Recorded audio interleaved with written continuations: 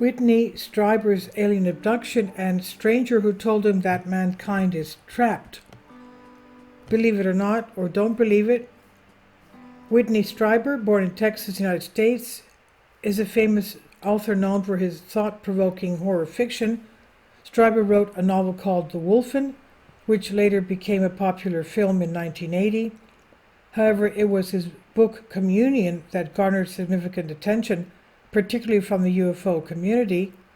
His book changed this dynamic almost instantly, attracting widespread interest beyond the usual UFO circles.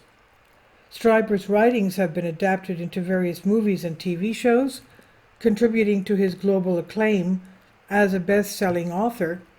However, his popularity soared after the publication of Communion in 1989, a non-fiction novel detailing his encounter with non-human intelligent beings, in other words, extraterrestrials.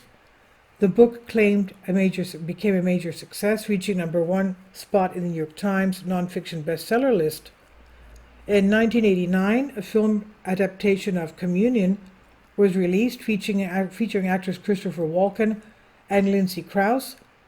The author's real encounter with aliens happened on December 26, 1985, when he was sleeping alone in his cabin in the woods, upstate New York, and that night Strieber was awakened, as he said, by an unusual noise.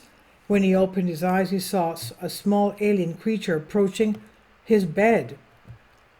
Strieber said, "Throughout the world there is a certain type of face, a being that's seen again and again and again, with a long, thin face and big black eyes. Sometimes the head seems quite big, as in the Betty Andreas case. In others, like in my case, they seem smaller and the beings are taller. But that basic configuration, that basic sort of non-human configuration, seems to be repeated again and again and again in experiences all over the world," he said. The next thing Strieber remembered was finding himself sitting in the surrounding woods with fragmented memories of what had transpired. To uncover the truth and regain his memories, he decided to undergo regressive hypnosis administered by Dr. Donald Klein. He recalled he had been abducted and physically assaulted by someone whom he designated as visitors to keep the possibility of extraterrestrials' involvement low. Under hypnosis, Strieber recalled being floated out of his bedroom and taken aboard a UFO. During this experience, he encountered 4 different types of alien beings, he said: a small robot-like being, a short and stocky type, a slender one, and a weak-looking being. Whatever he had recalled in his hypnosis became the story of his best-selling novel, and since that night he was full of curiosity about the unknown visitors. Strieber described that one of the beings had captivating black slanted eyes, while the last being had black button eyes. He further said that he underwent medical experiments conducted by those extraterrestrial beings. The experiments included a needle being inserted into his brain and an object being inserted into his rectum. Additionally, the beings extracted a blood sample from him by making an incision in his finger, indicating a series of invasive procedures. As a result of the bizarre incidents described, Dr. Klein diagnosed Strieber with temporal lobe epilepsy, a condition known to cause hallucinations. However, Strieber did not accept this diagnosis and continued to claim that his abduction was a real experience. In fact, he went on to establish a foundation to provide support for other individuals who claimed to have been abducted by aliens, forming a support group for alien abductees. In 1998, Strieber had another strange encounter at the Delta Chelsea Hotel in Toronto, Canada. He was awakened at 2:30 in the morning by a knock on the door, expecting room service, but instead found a mysterious man. Strieber told the Huffington Post, "I got up to the door to open the door thinking it was the room service waiter. It was not. It was a man I described as about 5.5 feet tall, older looking, like someone in his 70s. He wore dark-colored clothing, a turtleneck, and charcoal slacks." Strieber described this encounter in his book The Key, A True Encounter, published in 2000. The stranger engaged Strieber in a conversation about life lessons, science, and ethics.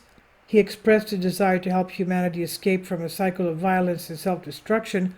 When asked about technology, the stranger mentioned that an intelligent machine would continually seek to enhance its intelligence for survival.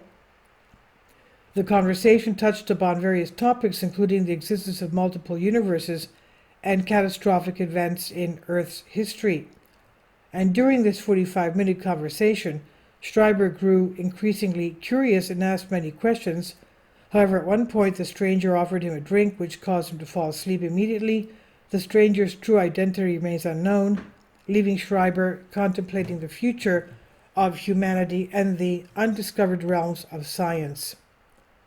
While many people remain skeptical about Strieber's claim of alien abduction, John B. Alexander, a former Green Beret commander and weapons developer, has regarded Strieber as an intelligent and thoughtful researcher in this field.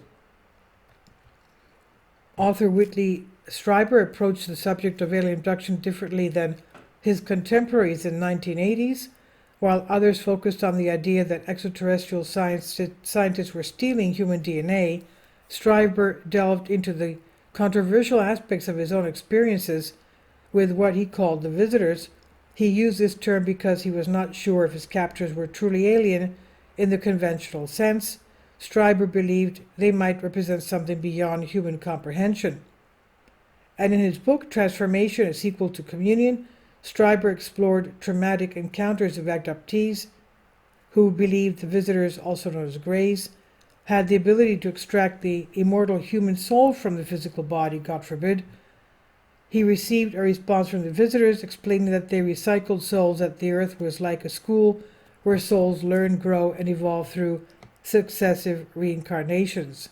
Strieber's realization that the abduction phenomenon was stranger than initially thought was shared by Harvard professor John E. Mack, and Mack encountered abductees who believed the entities they encountered were soul eaters.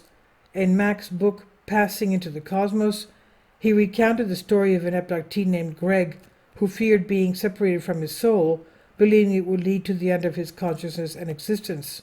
Well, anything having to do with these soul eaters and removing the soul from the human body obviously is demonic.